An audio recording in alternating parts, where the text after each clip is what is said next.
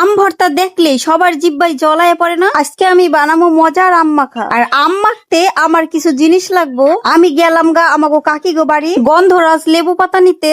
এই লেবু পাতাটার গন্ধ অনেক সুন্দর, আর আম মাখার ভিতরে দিলে আমের স্বাদটা আরো দ্বিগুণ বাইরে যাবে। লেবু পাতা তো ছিঁড়ে নিছি, আর মামুনিরে নিয়ে আমি এখন বাড়িতে আয় পড়তাছি। বাড়িতে আই বইয়া পড়ছি আম কাটতে। যেই গরম পড়ছে, এই দুপুর বেলা যদি গরমের ভিতরে টেস্টি মজার স্বাদের আম মাখা হয় তাইলে তো কোনো কথাই নাই। আর আম মাখার লিগে আমি যা জানিছি দিয়ে দিছি আমের স্বাদ মতো চিনি, তারপরে দিয়ে দিছি কাসন্দ, আর আমাকে ঘরে বিট লবণ ছিল, আর বিট লবণ গুলাও দিয়ে দিলাম, আর দিছি লেবু পাতা আর কাঁচামরিচ। আর এখন হইতেছে সুন্দর করে মাখার পালা। কাঁচামরিচটা ডইলে নিছি, আর লেবু পাতা দিয়েও ছোট ছোট করে ছিঁড়া দিছি, আর তারপরে সুন্দর করে মাইখে নিলাম। যত সুন্দর করে আম মাখা যায় ততই আর স্বাদ বাড়ে। আমি কিন্তু সুন্দর করে মাইখে খাওয়া শুরু করে দিছি। এত স্বাদ আর এত টেস্টি হয়েছে, দুপুর বেলা গরমের ভিতরে এর থেকে ভালো জিনিস আর মনে হয় নাই। আর আমের সব থেকে স্বাদের জিনিস আমের ঝোল, কিন্তু এটা খাইতে খাইতে আমার কান কুল লাল হয়ে গেছিল, এত ঝাল ছিল।